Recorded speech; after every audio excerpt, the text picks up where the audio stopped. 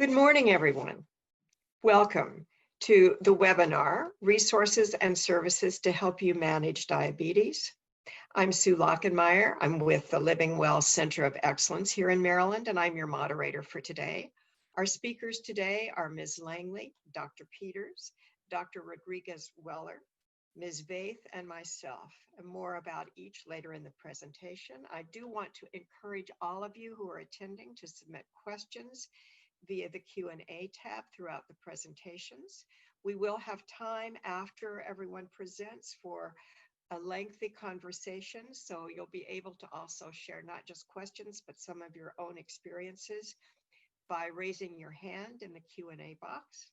Now I'd like to get started by introducing Ms. Ann Langley. She is Director for the Center for Population Health Initiatives, Maryland Department of Health. In this role, she helps Maryland achieve specific population health improvement goals with an initial emphasis on diabetes. Prior to joining the Maryland Department of Health, Ann served as Senior Director of Health Planning and Community Engagement at Johns Hopkins. In joining her is Dr. Sadie Peters. She is the Medical Director in the Center for Population Health Initiatives at the Maryland Department of Health. She's an internist who spent 8 years in clinical work at Johns Hopkins Community Physicians before joining the public health sector.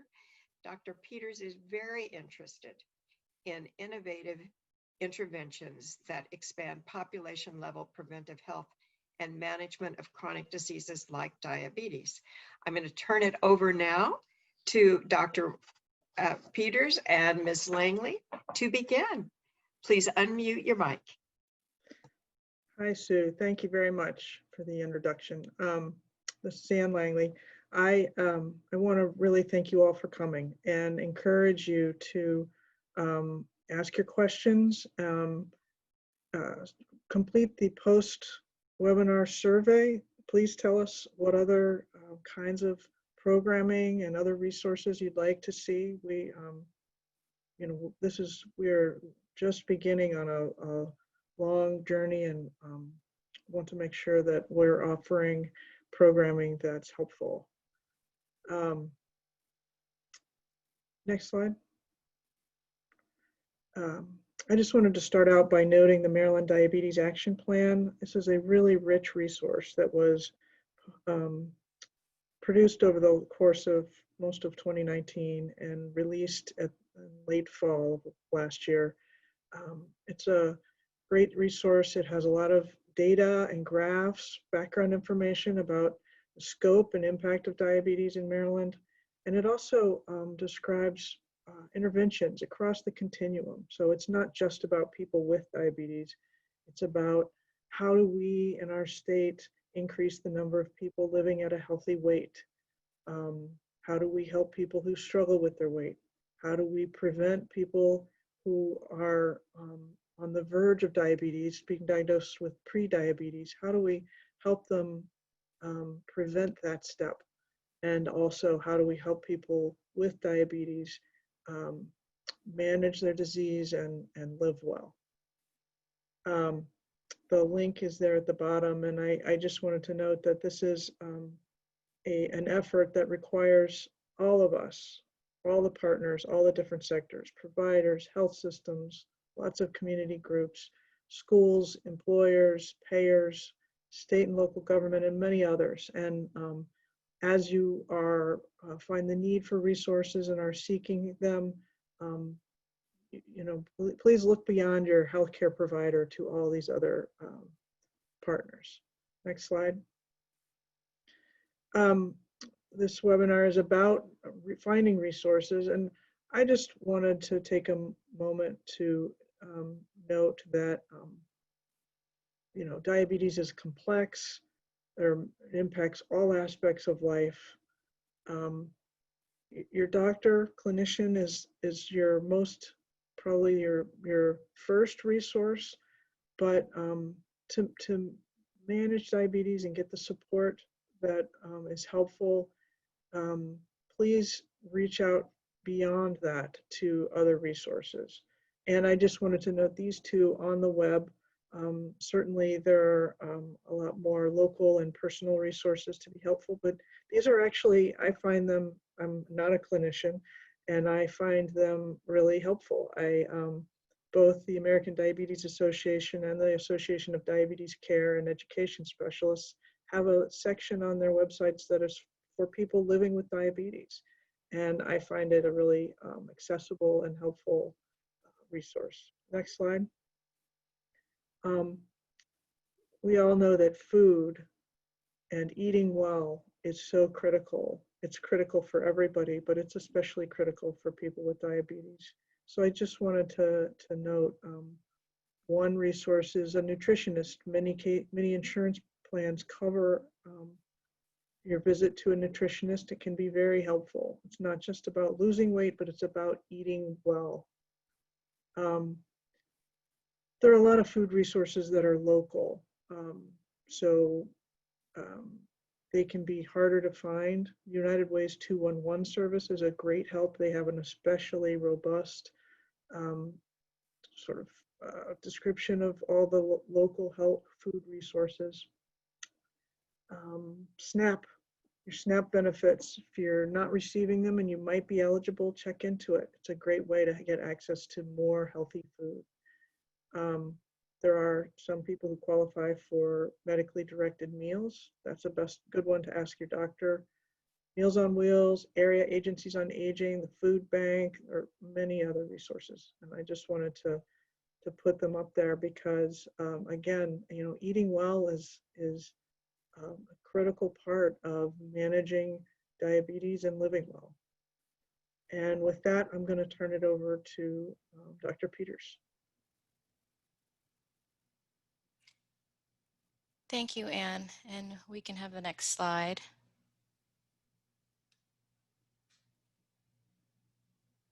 Good morning, everybody. Again, I'm Dr. Peters, the medical director in our Center for Population Health Initiatives.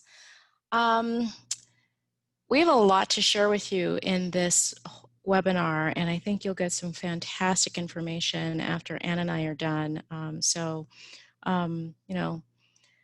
It's exciting that we get to be part of this conversation. I wanted to start by saying that, as Anne mentioned, there are lots of resources in the community for people living with diabetes and families who are supporting those people, as well as people who have prediabetes and are trying to understand more about how they can help their health. We wanted to highlight just a few of resources that you might not have thought of that we really think would be helpful. So it might surprise some of you to know that smoking may actually play a role in the development of diabetes. There's evidence that smokers have a 30 to 40% higher risk of developing diabetes compared to people who don't smoke. As diabetes is a condition that affects the blood vessels, excess sugar in the blood vessels may change how the blood vessels work. And as the toxins in cigarettes and some other tobacco products also impact the blood vessels. It's thought that if you smoke and have diabetes, there's some synergy and it really makes the impact on the blood vessels much worse. So in Maryland, there is less diagnosed diabetes among people who have never smoked. So that's the red bar to the very far left on the screen, compared to people who have either smoked and have stopped, so they're former smokers, or people who are current smokers. Those are the two bars in the middle of the graph that's on the left there. But if you do smoke and already have diabetes, it's never too late to quit. If you smoked last yesterday or this morning, you could choose right now to make that last cigarette that you had the last cigarette that you'll ever have. It's a pretty powerful thing to be able to say that. The Maryland Department of Health manages the Maryland Quit Line, which is a free service, and I want to repeat that, it's free for all Maryland residents who are 13 years or older and who want help quitting tobacco use. This service has been used over the many years by many people. It has been extremely helpful to many people, and the professional staff from the Quitline can help you connect with local resources, so resources in your county and in the area where you live, so that you can actually get long-term help quitting tobacco use, because it does take many tries for most people to actually stop, and you want to know that you have that support over that long period of time that it might take. The number is pretty easy. It's 1-800-QUIT-NOW, and the website is also very easy to find with a Google search. Next slide, please. So let's talk about your mouth, gums, and teeth. The American Dental Association has identified periodontal disease, which is gum disease, as the most common dental disease affecting people who have diabetes, and affects nearly 22% of those diagnosed with diabetes. This is especially true with increasing age. Poor blood sugar control increases the risk of periodontitis. And people who have poor oral hygiene, periodontitis can cause serious gum disease that damages the soft tissue and actually starts to destroy, if it's not treated, destroy the bone that supports the teeth. This can lead to tooth loss, which makes it a lot harder to eat well to take care of your health. The Maryland Oral Health Resource Guide is put together by the Office of Oral Health at our Maryland Department of Health. And it's an excellent directory of dental public health resources that are actually low cost or discounted or for people with special needs. And those are the only programs that are listed in this resource guide. It doesn't have the private dental offices which require insurance. It's only the facilities or programs that are low cost, discounted, or for people, offer services for people with special needs. It lists the services by county there is an extensive amount of contact information as well as the list of services that are provided by those facilities. There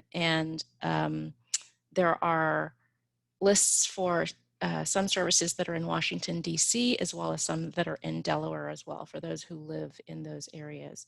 And this resource guide is updated annually. Next slide, please.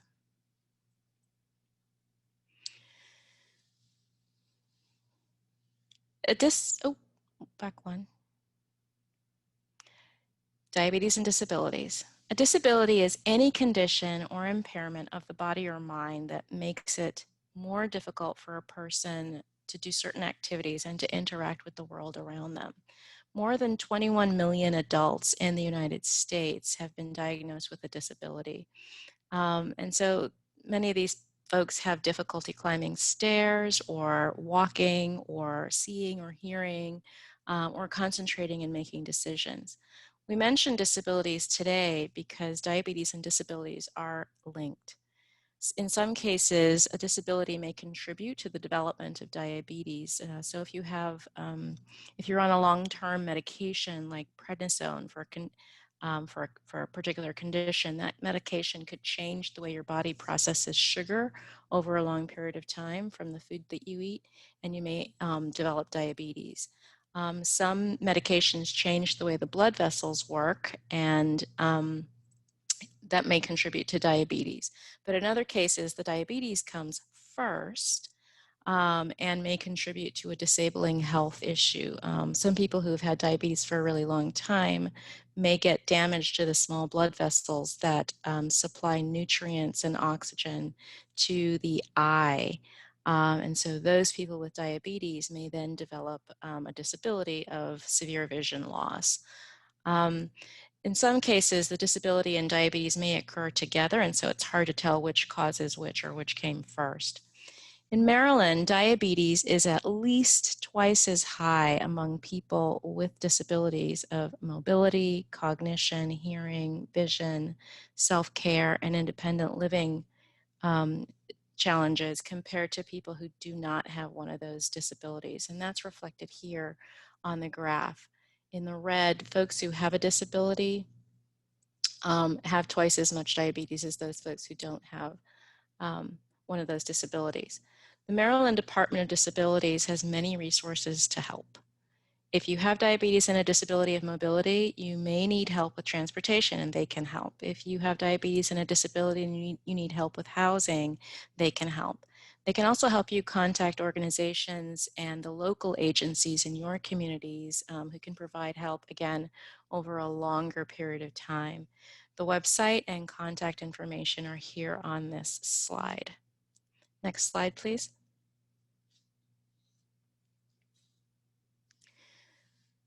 People with diabetes may face particular challenges during natural disasters and states of emergency like this novel coronavirus pandemic. If you need medications and it's not easy for you to get to the pharmacy or to your doctor's office, it can be pretty scary.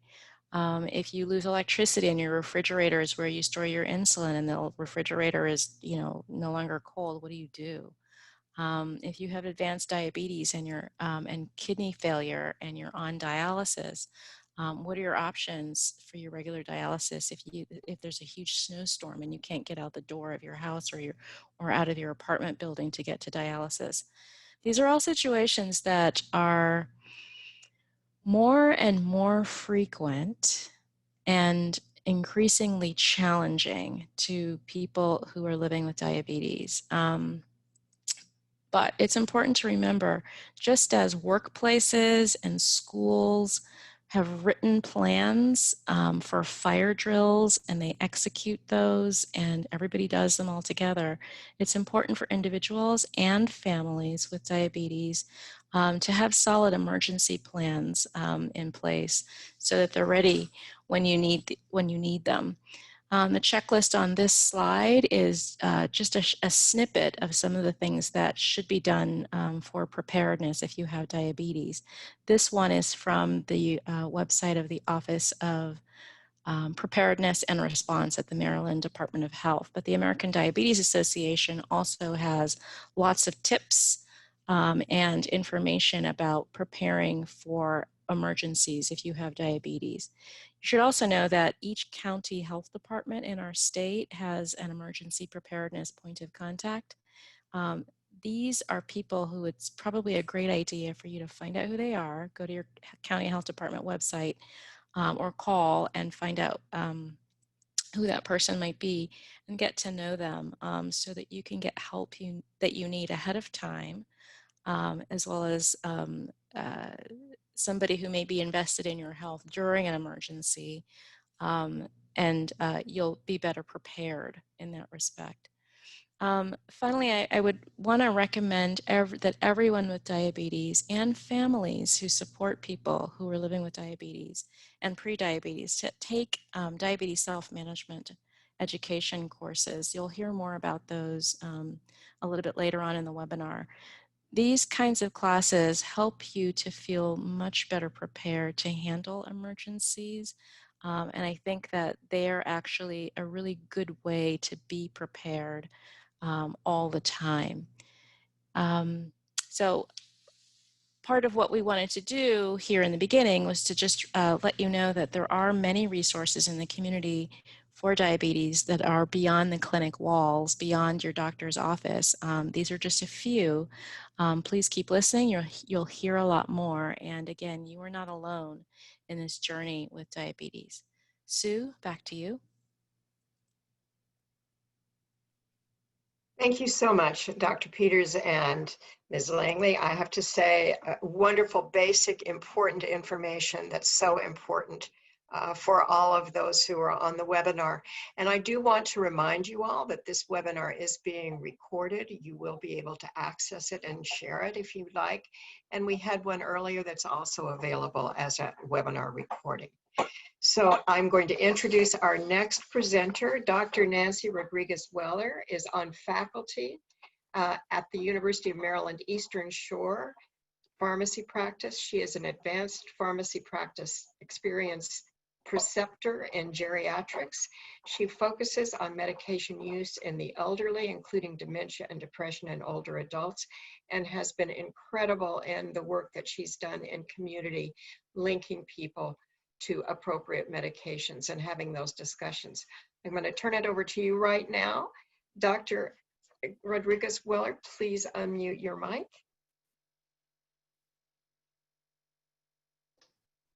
Okay, thank you. Thank you, Sue, for that wonderful introduction. I'm very happy to be here to discuss this very intricate and important topic. Next slide, please. So my goal for this presentation is to give you some tips on how to manage your diabetes. I'm sure that you're aware that there is no cure for diabetes, but it can be treated and controlled. So the agenda for my discussion is going to include talking briefly about the disease and the treatment goals. I'm also going to give you some tips on medications and how to manage them. And I will also discuss some nutritional supplements that can be added to your treatment plan. And then finally, I would like to discuss the role of the pharmacist as a resource in helping you manage your plan. Next slide, please.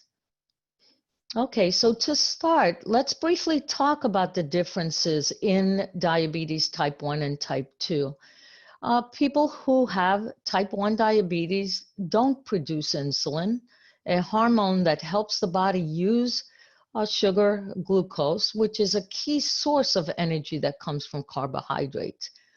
Now, if you have type 1 diabetes, you have to make up for the lack of insulin with insulin therapy. And typically, people are diagnosed with type 1 diabetes in their younger years. Next slide, please.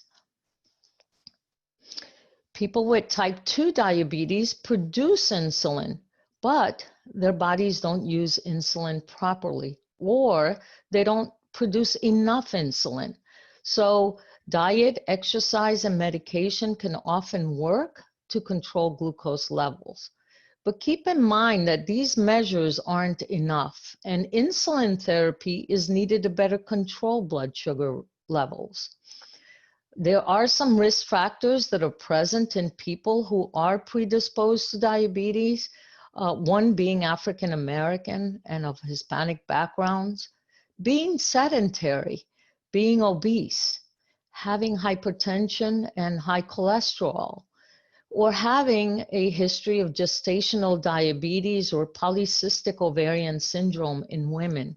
And one thing that we typically forget is that diabetes can be exacerbated by drugs, such as thiazides, the drugs that are used to treat hypertension, or even the antipsychotics or corticosteroids. So how can we prevent type 2 diabetes? So the risk factors like family history can't be changed, but there are other risk factors that you do have control over, such as making sure that you're maintaining a good diet, decrease in smoking and alcohol, increase in exercise. Those sorts of things are modifiable. Next slide, please. So the treatment goals, specifically in older adults, are a little different because as we age, there are some things that, that happen. And in an older adult, when we want to treat a diabetic condition, we also want to account for the control and the presence of blood pressure, cholesterol, and other heart conditions.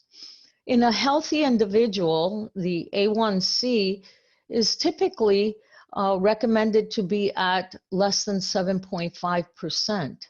The fasting glucose at 130, the bedtime glucose at 150 and below, and keeping the blood pressure at least below 140/90. And in some cases, it is recommended to start a statin in a person who has high cholesterol. Now, in a more complex individual, the guidelines or the goals are a little less stringent. In a complex individual, the A1C is recommended to be less than 8, the fasting glucose less than 150. The goal in bedtime glucose is at less than 180. And the blood pressure, again, same as in a healthy individual, so should be maintained at less than 140 over 90. And a statin is usually recommended unless there is a side effect or contraindication to using it. In individuals who have poor health, the goals are even less stringent. The A1C is less than 8.5%, the fasting glucose less than 180, the bedtime glucose at less than 200, and the blood pressure is usually recommended to be less than 150 over 90. And we need to consider the benefit of using a statin in these types of individuals. Next slide, please. So the goal is to keep your blood glucose as normal as possible by maintaining fluid intake with medications and activity. You will want to keep your blood cholesterol and triglycerides as near normal as possible. And controlling your blood pressure is very important. It shouldn't go over 140 over 90. And then, as Dr. Sadie Peters suggested, we also need to keep an eye on some other diabetic health problems, such as making sure you're going to the dentist, the eye doctor, also interacting with a dietitian, maybe even a fitness professional, a mental health professional, and making sure that you're following up with your primary care physician, a podiatrist, and an endocrinologist if problems arise. Next slide, please. So how can we do this? How can we achieve this? Well, the first thing you need to do is plan what you eat. Follow a balanced meal plan, such as the DASH diet, which is a diet that helps in lowering and controlling high blood pressure. And this type of diet emphasizes on lowering sodium and taking foods that are rich in potassium, magnesium, and calcium.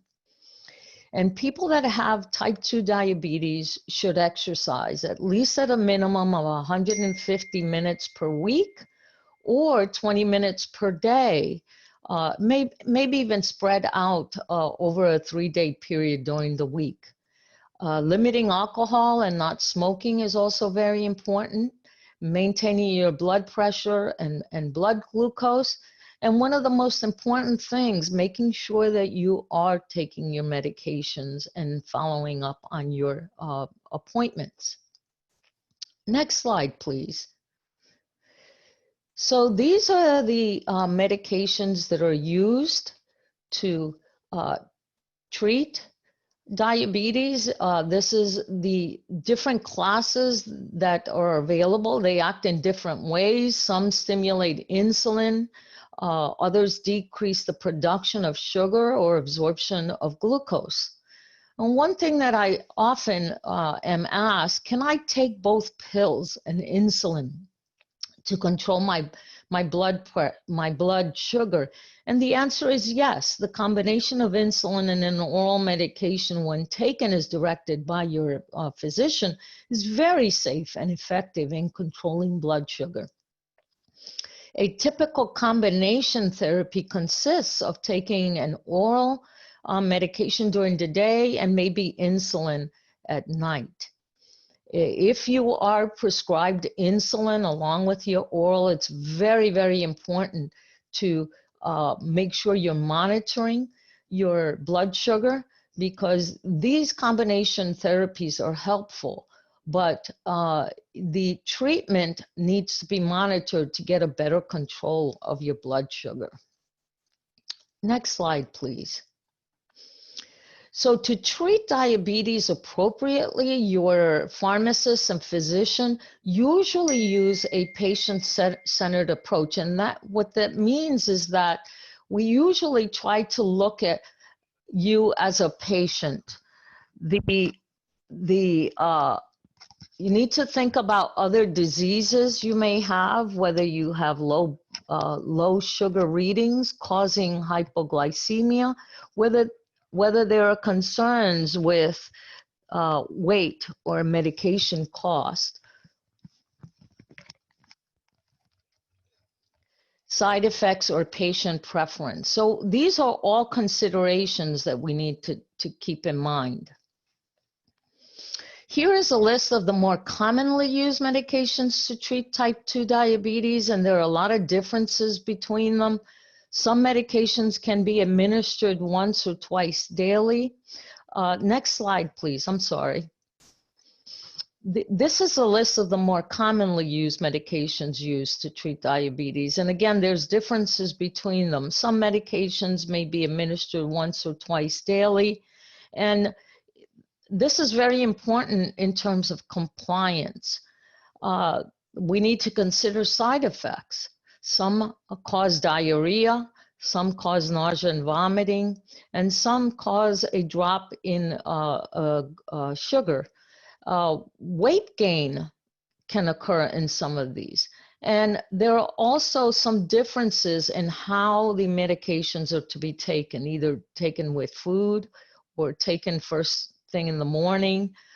Some require monitoring for patients who have kidney disease, and some provide some additional benefits that may be recommended in people who have cardiovascular conditions.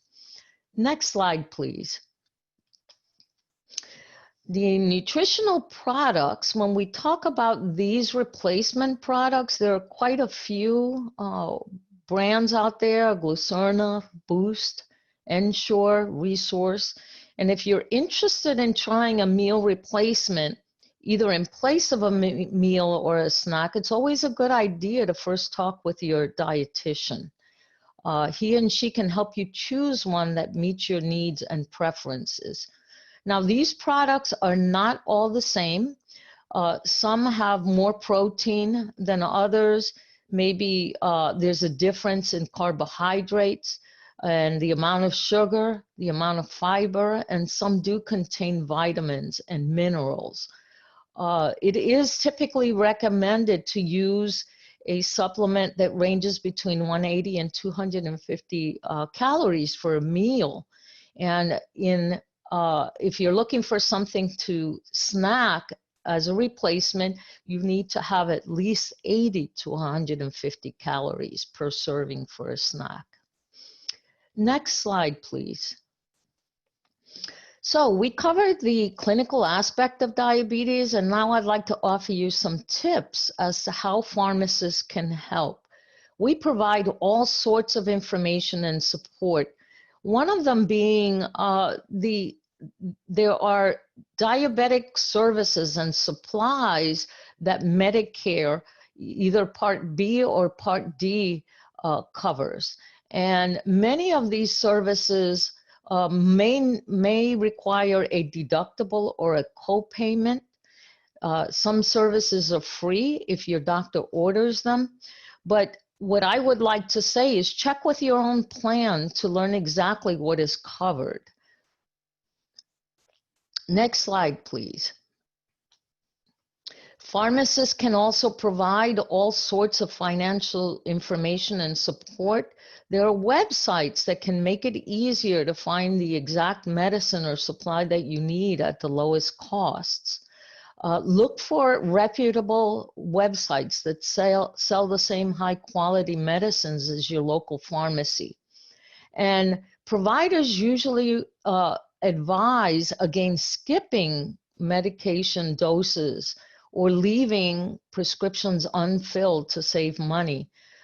These are some of the examples of resources that you may find very helpful.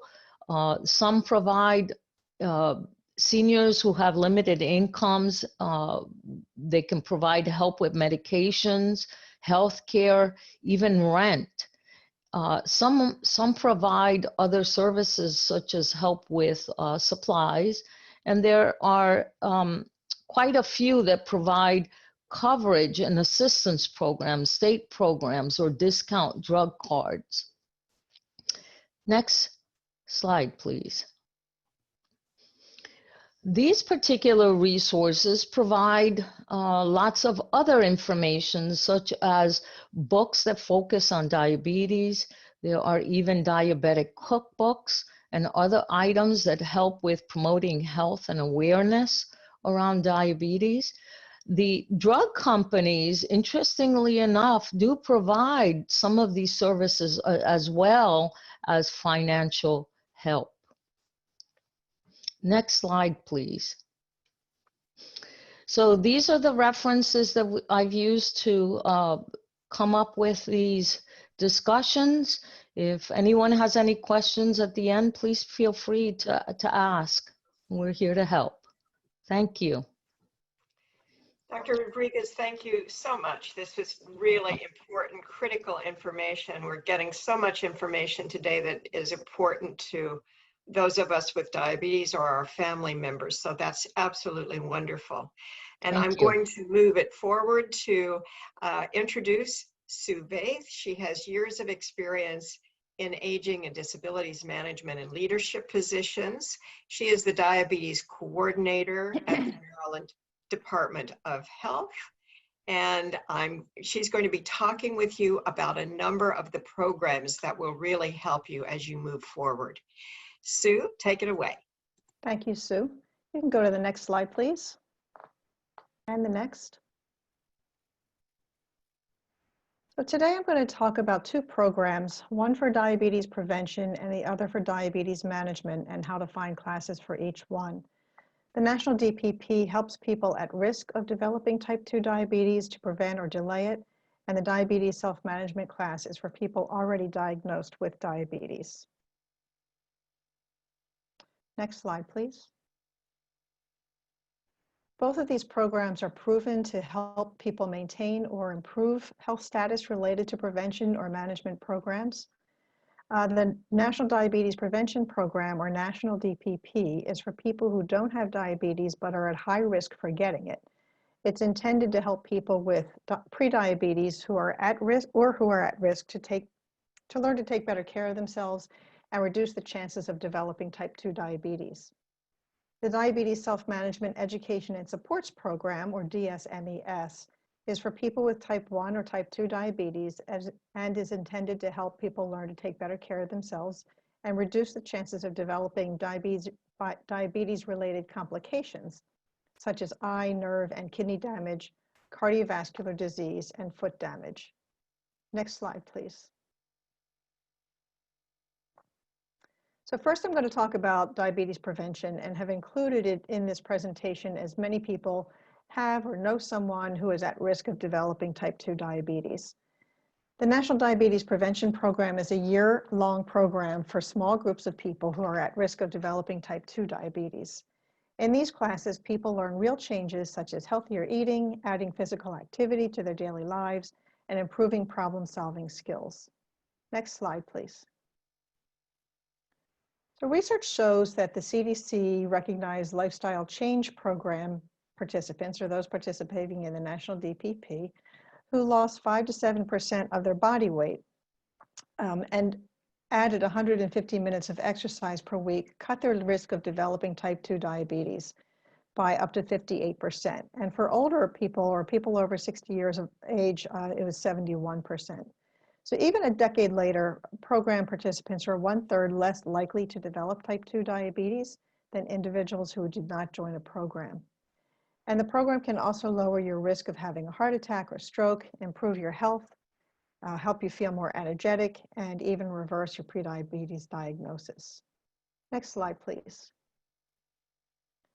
So all program participants must be 18 years of age or older at the time of enrollment and must be overweight or obese as measured by a body mass index, or BMI, of at least 25 or 23 for people who are Asian American. Participants will need to qualify based on a recent blood test or blood glucose test within the year that is higher than normal but not high enough to be diabetes. Or they may have a history of gestational diabetes or have screened positive on a prediabetes risk test. Participants may not have a previous diagnosis of diabetes prior to enrollment and may not be pregnant. Next slide, please. So every provider offering this program has been approved by the CDC. The National DPP uses an approved curriculum with lessons, handouts, and other resources to help you make healthy changes. A lifestyle coach specially trained to lead the program will help you learn new skills, encourage you to set and meet goals, and help keep you motivated. The coach will also facilitate discussions and help make the program fun and engaging. It is a pretty fun program. It takes place in groups, so you may give and receive support from each other, share ideas, celebrate successes, and work to overcome obstacles that you meet. In some programs, the participants stay in touch with each other during the week, and it may be easier to make changes when you're working as a group than doing it on your own. This is a program that may be offered in person, online, or some combination of that, which is especially important during the COVID-19 emergency. The National DPP is structured as a one-year program with weekly sessions for the first 16 weeks, then moves to every other week or monthly for the rest of the year. And you might think it sounds like a long commitment, but learning new habits, gaining new skills, and building confidence takes time. And if you are able to delay, not develop diabetes or delay it for several years, that is a win. The National DPP is covered by Medicare, and in Maryland, it's covered by the Health Choice Managed Care program in Medicaid. Next slide, please. The National DPP classes focus on healthy eating and adding regular physical activity to help with the goal of losing at least 5% of your body weight. It also provides information and practice on dealing with stress, coping with challenges in your life that might get in the way of making healthy choices, and how to get back on track if you stray from your plan. Some providers do grocery store tours and cooking demonstrations.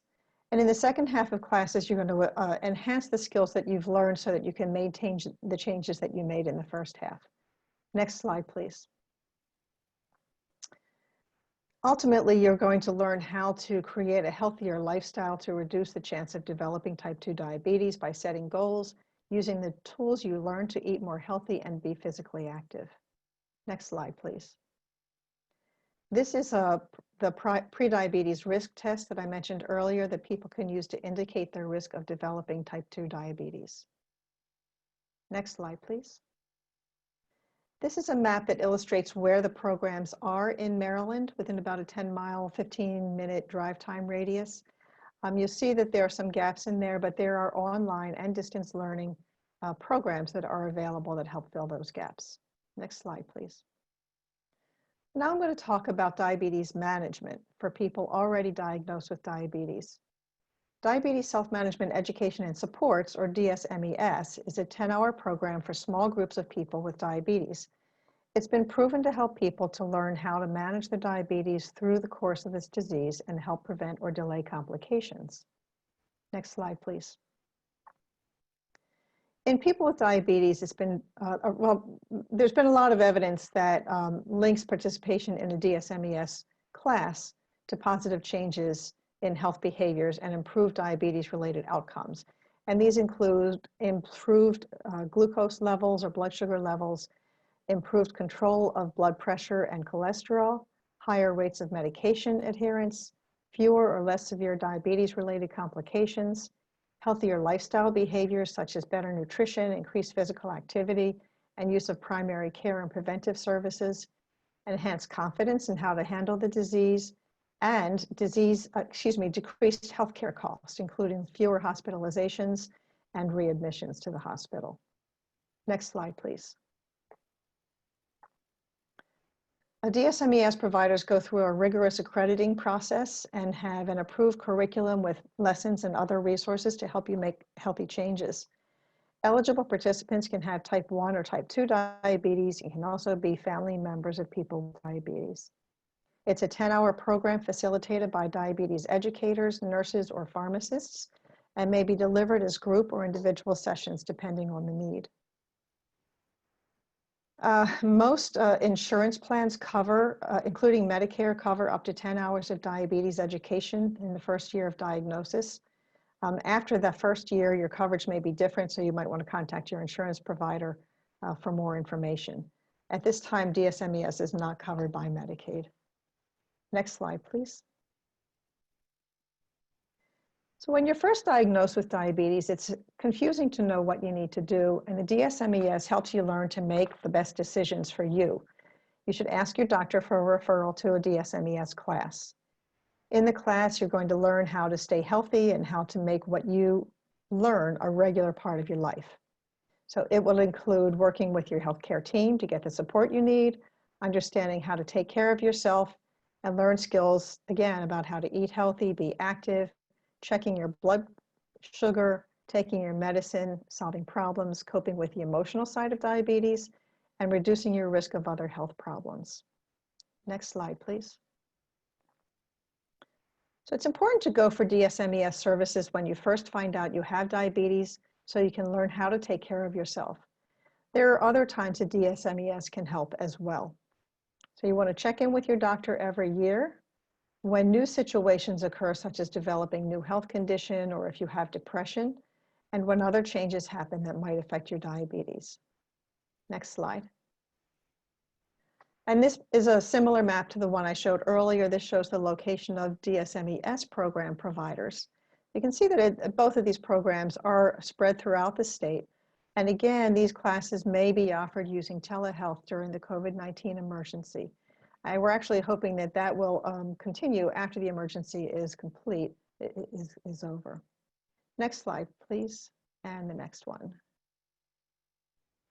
So there are several ways a person can find and be referred to the National DPP and DSMES programs.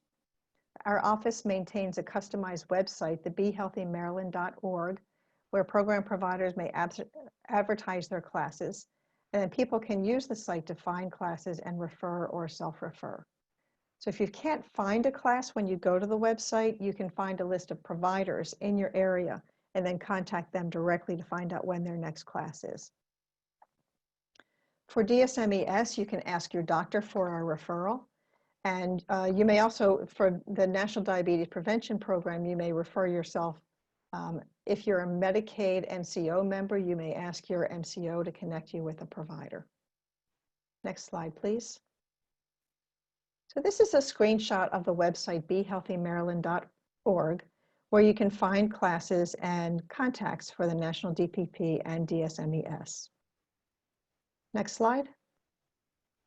You can search for these classes as well as other programs that might be of interest. So there's a list there of programs that you might be able to get besides the National Diabetes Prevention Program or the DSMES program. So all of these resources can help you, assist you learn more about diabetes management and prevention and some resources, and also learn more about these programs. And I thank you so much for your time and attention.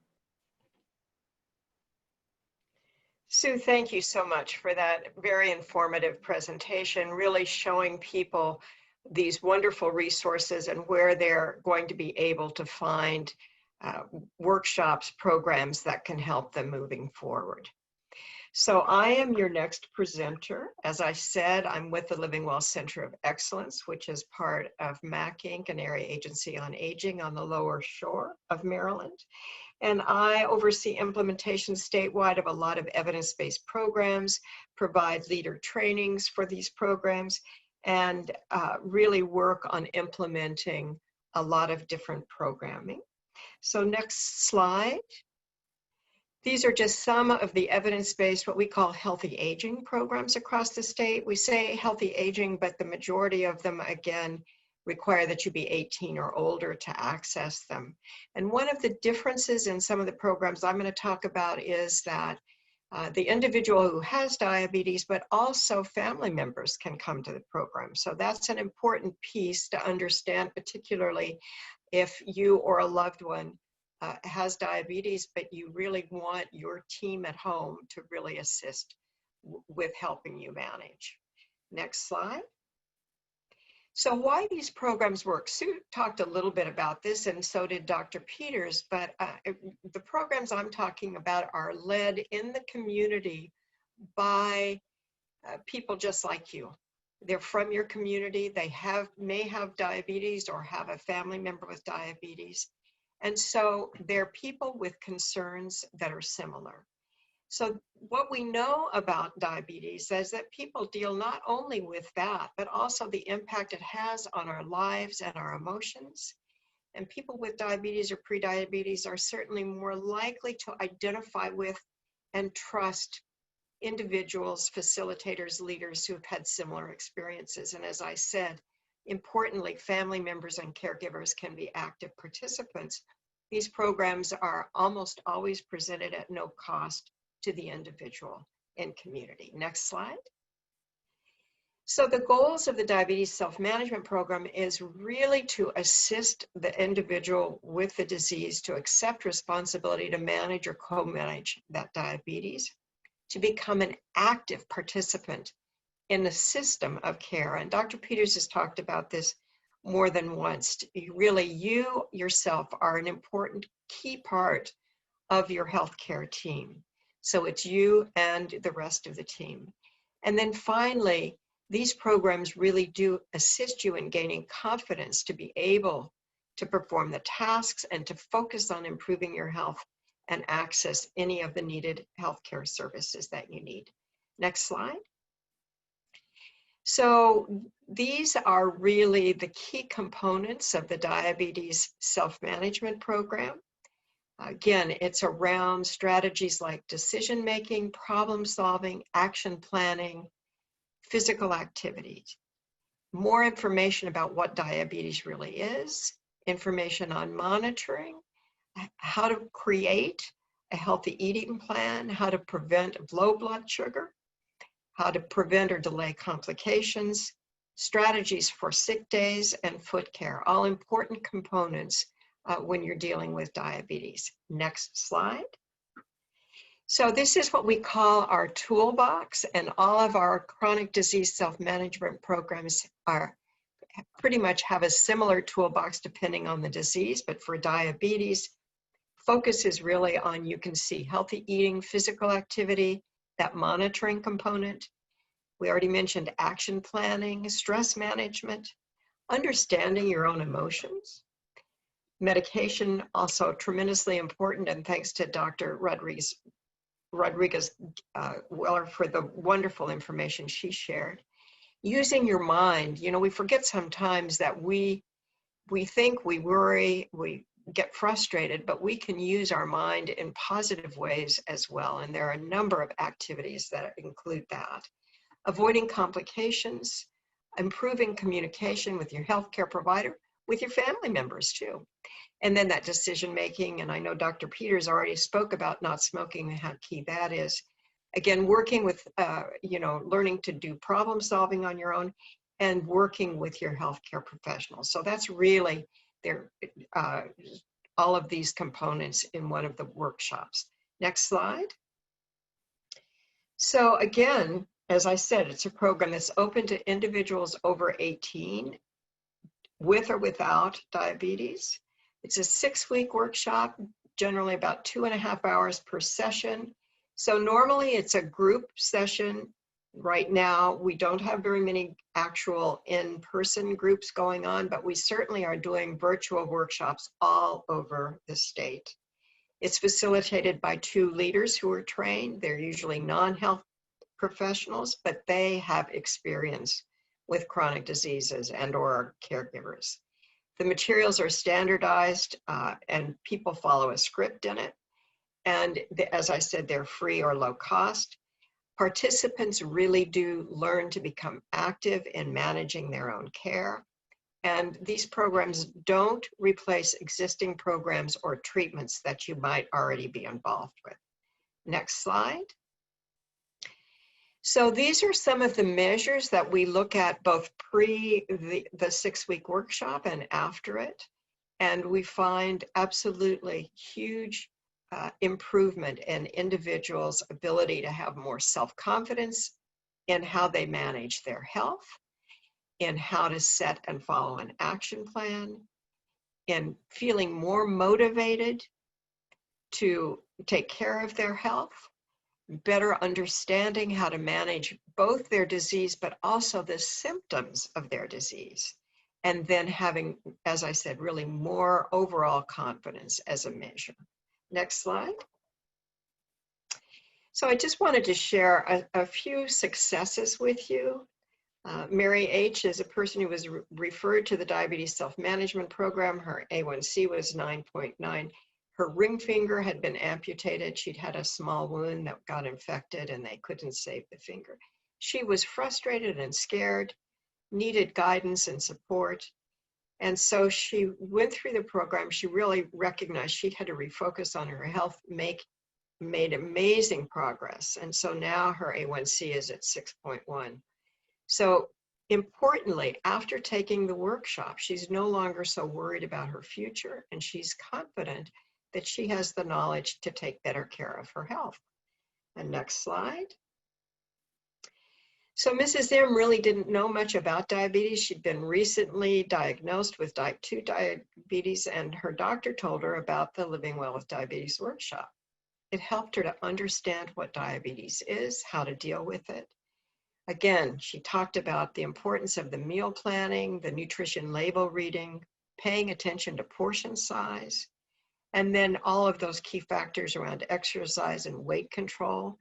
And so she said at the end, thank you for providing this class.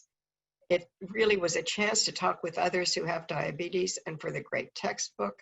Now I can look things up at home whenever I need to. It's really awesome. So again, these are just examples of people who've gone through the program and really the difference that it can make. Next slide.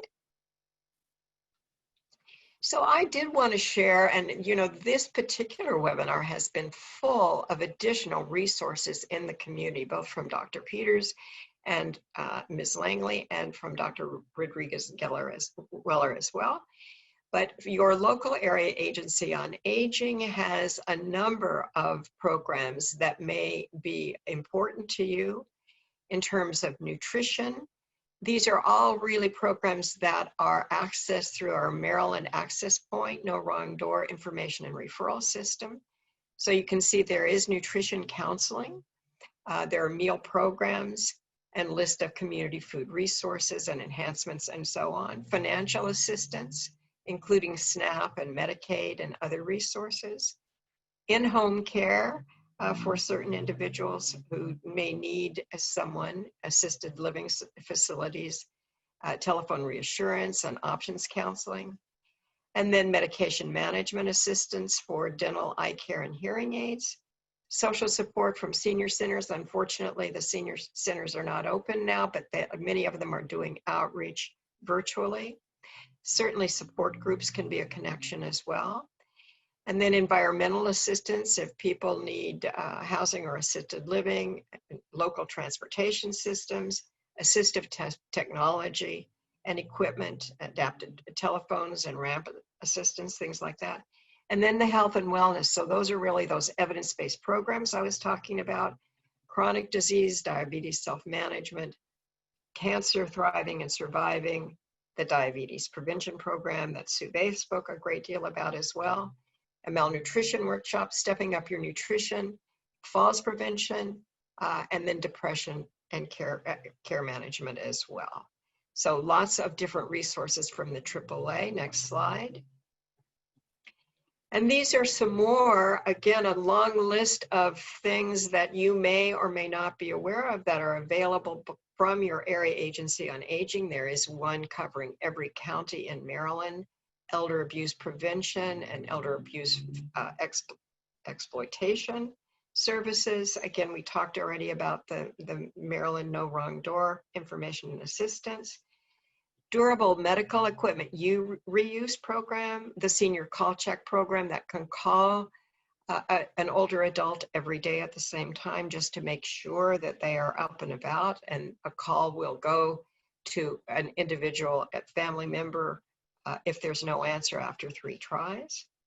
There's senior Medicare patrol and senior health insurance program, which is SHIP. That's assisting you in terms of getting the right Medicare coverage. We already talked about health promotion and disease prevention, and then that nutrition and meal services is critical to so many. Caregiver Services Corps, again, another great resource, and Community for Life, another one for folks who are doing well, but their lives may be impacted by conditions.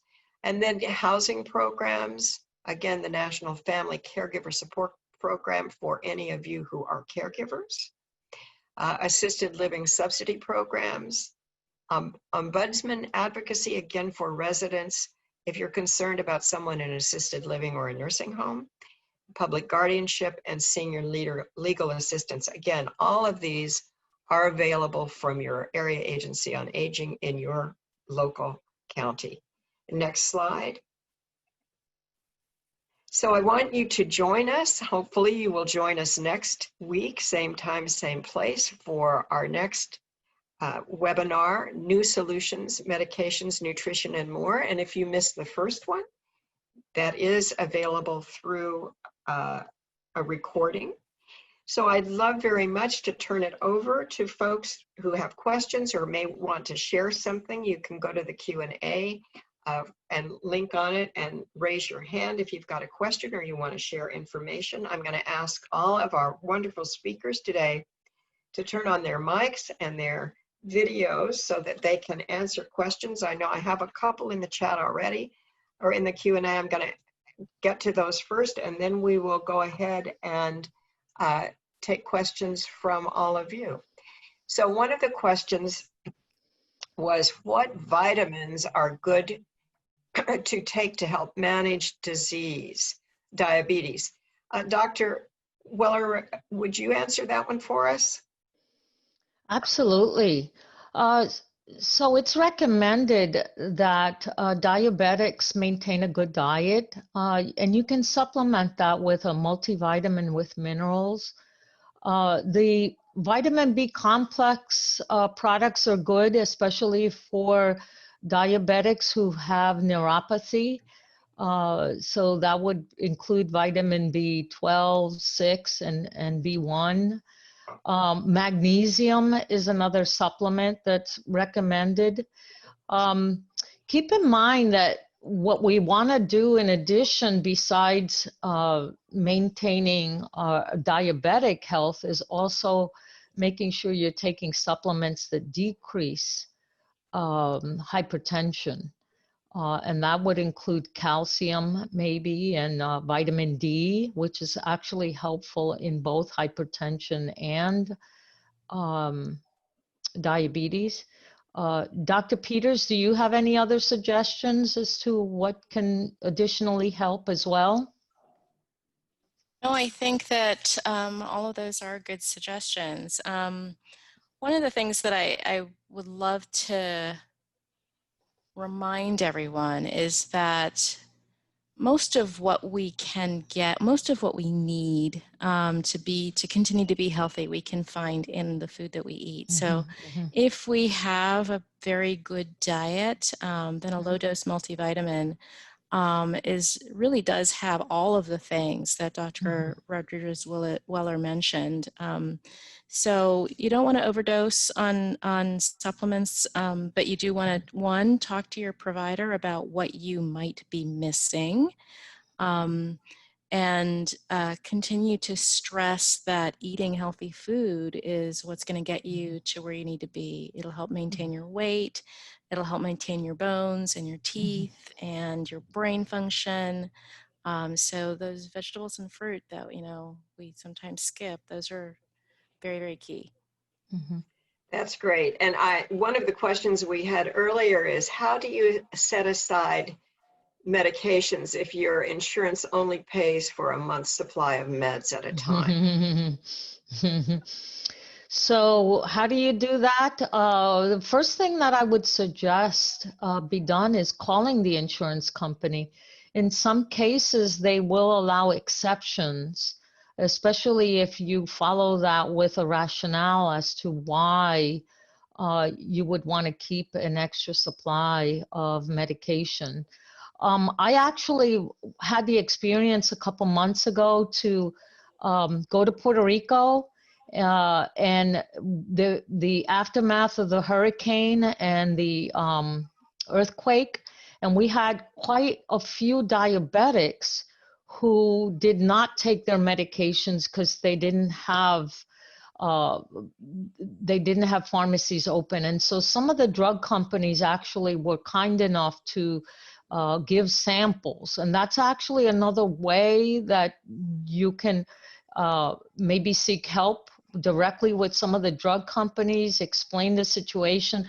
Most likely they will ask for a prescription and will maybe give you a supply of medication in case of emergencies. And that's a very important thing that we do need to think ahead of time, especially in this day and age where we have situations where we don't have accessibility to medications.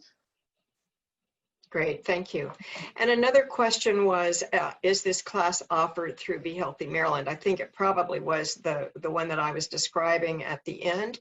And yes, as Sue Vaith indicated, all of those workshops, not just the diabetes ones, but all of the other ones are also all listed on Be Healthy. So you can go and find one in your area and click on that link. And if you don't have one that's immediately available, it can link you to individuals who can connect you. Remember, we're doing so many classes now that are virtual. So that's a huge plus in being able to access them regardless of where the facilitators are who are doing the program. I don't see more questions in the chat. I want to encourage those of you who are on the call to please go into the Q&A and raise your hand right next to your name and let us know if you've got a question or want to share some experiences. But let me also turn it over to our speakers. You may have more information. And you know, Dr. Peters, I'm recalling that yesterday on a webinar, we had a question about whether or not you should be taking a flu shot if you've got diabetes. You might want to answer that one again today. Yes, diabetes is one of the categories of health illnesses, of health conditions that really is a priority for the flu shot every year. So if you have diabetes, it is important to get that flu shot every year. There are different types of flu shots, and so it's important to discuss with your provider which type is the right type for you. There's some caution that is needed for the live nasal flu vaccine for people who have diabetes. So that's something to discuss with your provider. But every year, everybody with diabetes should get a flu shot. It's very important. I did want to add also to the response to how do you set aside meds if insurance only pays for 1 month's supply of medications at a time. It's a big problem for people. We want you to have an emergency kit with enough medications to last through whatever emergency, but yet if the medication is expensive and the insurance company limits that supply, you know, really what do you do? And I think it's a fantastic option to call the insurance company and say, look, we're having increasing numbers of disasters and I would love to have samples sent to me and or give me an exception to the prescription limit and send me a month's set of pills ahead of time. But some other sneaky ways that you can save up some medications are save the ones that you forget to take. We all miss pills. It's just one of those things. And if you're great at taking all of your medications every day because you have a pill box, wonderful. But at the end of a short month, February, for instance, you may have a couple pills left over because they gave you 30. And if you went out of town and you forgot to take a pill, you may have, so by the end of the year, you might have a week's worth of pills to take that you didn't take. Save those. Those can be part of your 1 week's supply of extra medications in an emergency. The other things that you can do are when doses change, say you were on a twice a day metformin, and then your provider switches you to a once daily long-acting medication that then you just take once a day, you might want to save that half-used bottle of twice daily medication. Talk to the nurse or the provider, the clinician at your clinic to see if you can use these in a pinch if you are, again, in a snowstorm and you can't get out and you've just used the last one of your once a day medication. So you want to discuss those options with your provider because they are options that you could use. You just have to make sure you have the right guidance and the right advice about how to use those medications safely. Dr. Rodriguez-Geller, do you have more you want to say about medications? Very important. Compliance is very important in managing diabetes. So if there is a problem with a medication, let's say that you have a side effect that you're not happy with, consult with your pharmacist and ask. There are some side effects that go away after a month. Metformin is a good example. Metformin tends to cause some GI problems early on when you first start, but it will subside after a period of time.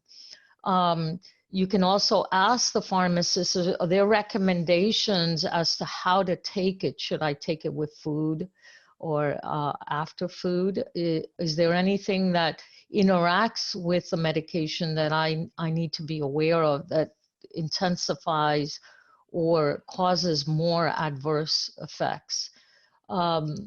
But very, very important, making sure that you're compliant. If there are any issues about the medications that you're taking, communicate that with your pharmacist and your provider. Find out what other alternatives there are. Great. We have another question in the Q&A, and that is there any research about the possible effects of COVID-19 vaccine and how that may impact somebody who has diabetes? I don't have any information on that yet. We are still so new in the advent of the vaccines. So I think, they're in trials. Lots of different types of vaccines and treatments for COVID-19 are in trials at the moment all across the world. So I'm sure that there are people with diabetes who are included in those vaccine trials. And I'm sure that sometime in the near future we'll have more information. But I am not aware of anything that's published and peer-reviewed and widely disseminated for the medical community that would give us information about the impact of the COVID-19 vaccine of any type on people with diabetes. We just don't have enough information yet. Great, thank you. And actually there's another question here about the type of pneumonia shot that's available, and can that be taken at the same time with the flu shot? I can take that one as well. Yes. Okay. So again, these are questions to discuss with your provider. The type of vaccine that you get for pneumonia depends on where you are in your age, as well as whether or not you've had a pneumonia shot in the past. So this is something that you'd have to discuss with your provider. And yes, they can be given at the same time. The flu shot and the pneumonia vaccine can be given at the same time. But again, it depends on you as an individual, how you have reacted to either of those in the past, if you've had one, and your willingness to sort of be, as my mother says, poorly, kind of like, I feel kind of yucky, because sometimes there are, some mild side effects in that you feel tired and your arm might hurt. So it's up to you and your provider to discuss whether or not you want to give those things at the same time. I want to add that it's very important to keep up with the immunizations, especially in people who have diabetes and hypertension and other disease states. It is typically recommended across the board for people over the age of 65 to keep on a regular routine immunization schedule. And as Dr. Peters pointed out, the pneumonia vaccine is good for approximately 5 years, but there are differences in some of these products, and you would have to consult with either your pharmacist or your primary care provider to find out which ones are recommended for you as an individual. Great, thank you.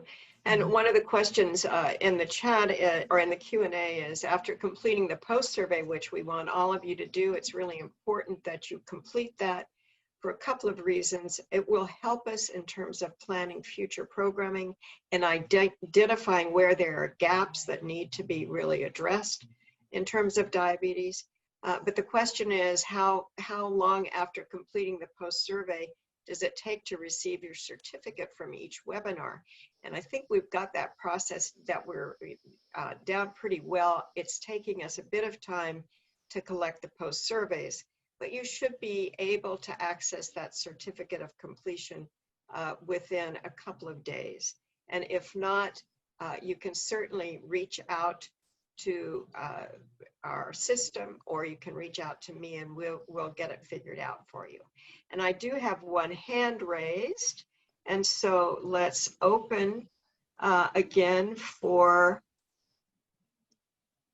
let me see. I believe it's Charlene, right?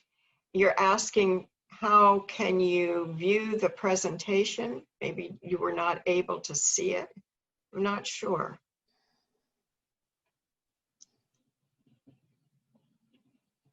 Right, so Shalala Campbell has a question in the audience. Okay. Her mic's on, she's ready to go. Oh, great. Oh, I'm sorry, I don't have a question. I probably hit it by accident. Well, so just tell us what brings you today to the webinar, and are there things you learned that were helpful? Do you have any other questions? Well, I do have diabetes type 2. Mhm. I was diagnosed 2 years ago. When I was first diagnosed, my sugar level was 509, and I was like totally unaware. I was losing a lot of weight, Mhm. but I really thought it was because I was exercising 3 times a day and running around and eating healthy or whatever. But after that, of course, as you guys went over today, my doctor had put me on metformin and insulin, and now I've been managing it well. My goal is to be a glucose level to be 100 when I wake up, and after 2 hours of eating, 140. So I've been managing that. I have had slip ups and relapsed, but of course, educating myself and continuing to follow up with my doctor, got myself back on schedule. So I just came for the resources, as I educate myself, I can educate others. So thank you. And I remember not to overdo the vitamins, because I do take a lot of vitamins. Mhm. Mhm. Thank you for sharing that. That's Mhm. wonderful, Shannon. And again, people are asking about the presentation and can they view it later? Absolutely, you can view it later. And also, if you've got other folks who are interested, they can view it. And if they complete the post survey, then they can get a certificate of completion as well. We really want people to be better educated, more motivated. So these programs will be accessible. Remember, you're watching the ones that are for people with diabetes, but there are some for direct care providers and there are some for clinicians, and you can access all of them. All right, and there certainly is valuable information that's presented in every one of them. Sue Vaith, did you have anything you wanted to say, or Ann Langley in closing? We're getting close to closing time. This is Ann. I'd like to ask Shalita if she'll continue to be on work with us here. When you first hit that, found out about your sugar level, what, I guess it's that point, like what went through your mind? What resources did you immediately know you needed or didn't know, but look back and think, that's what I needed?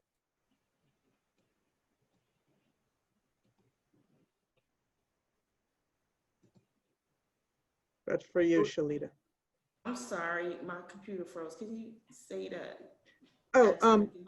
I'm just asking when when at that time in your life when your sugar was so high and you learned of that, and we're kind of faced with this. I've watched family members go through that, like all of a sudden your whole life changes.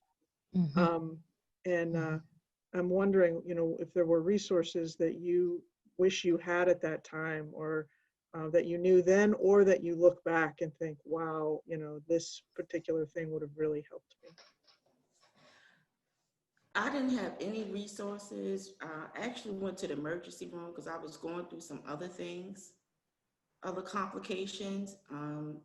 And when she told me, she asked me, she just said, your sugar level is 509. I'm like, well, what does that mean? So I was totally unaware of, everything. And it was scary. And of course, I went home, started Googling everything. I challenged my doctor for a whole year, based on what Google was saying. But one thing I wish I listened to my doctor in the very beginning. And I complied with the treatment adherence. It took me a whole year to finally trust my doctor. So I tried other things my way, like, well, I probably can beat this and reverse it, but like you guys were saying, you have to really plan. It not only changes my life, but because I'm like the number one person that goes to the grocery store and do all the shopping, it changed my whole family's life, so I had to get past the temptation. No more McDonald's, no more this and no more that. Can't engage. Good for you. That's a Yeah, really difficult journey. Congratulations. Thank you. Absolutely. Absolutely. Sue Beth, did you have something you wanted to add here toward the end? No, thank you, Sue. I really love hearing from Ms. Campbell and hearing about your experience. I'm just wondering if anybody else wanted to share their experience in terms of what kind of resources they would have liked to have had when they first were diagnosed.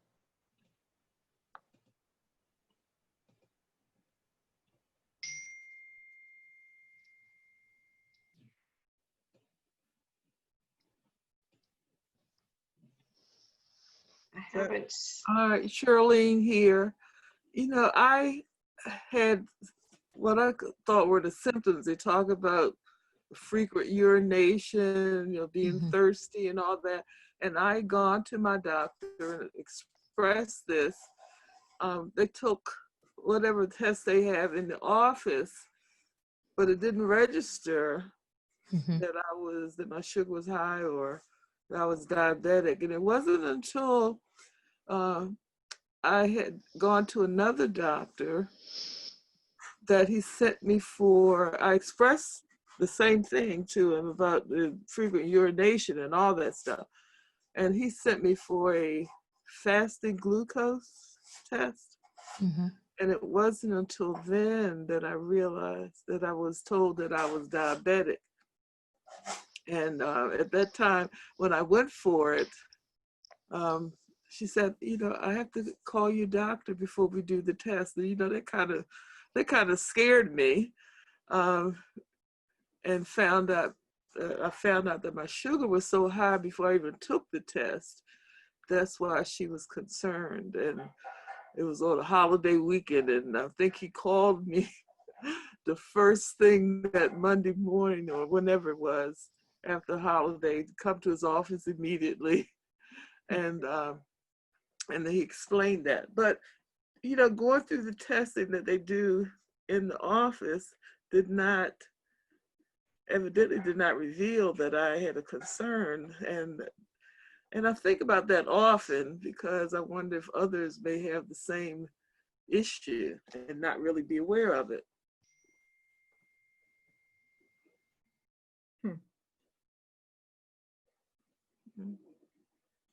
Good question, and I thank you for sharing that as well. Dr. Peters, were you going to say something else? Sorry. I was just going to add that, thank you, Charlene. Sometimes the point of care testing in the office is not as sensitive. So it's a test that does give a lot of information most of the time, but sometimes the test isn't perfect and it does miss. So it's really great that you were able to describe your symptoms. It's great that you persisted to say, something's just not right. Can you continue to help me figure this out? because it really does take people being aware of what's happening with their body and working in concert or in collaboration with their medical providers to find the right diagnosis and to find the right next step. So I applaud you for, for persisting and not just letting it go as, I'm getting older and my body's falling apart, because that's just, a lot of people do sort of give up because they don't get enough help from us as clinical providers. And it's really important that, that you do, because sometimes our tests are terrible. And I'm not saying that this point of care test is terrible, but the tests miss things and clinical providers miss things. So you as the patient or the person who's experiencing symptoms, it's fantastic that you felt the agency to keep going forward and get to the bottom of that. So thank you for helping your providers to help you. Absolutely. Thank you for those of you who share, for those of you who ask questions. Again, this is really for you. We want to continue to provide information that will be helpful to you. We hope we will see you again September 30th from 11 to 12:30. And please, the brief survey should show up, an evaluation should show up right at the end of the webinar. Please do complete it and you will get your certificate of attendance. Thank you all for joining us today, and thanks to our terrific speakers. You did a wonderful job with wonderful, incredible, helpful information for everyone. Take care. Thanks, Sue. Thank you. Bye-bye. Thank you. Bye-bye.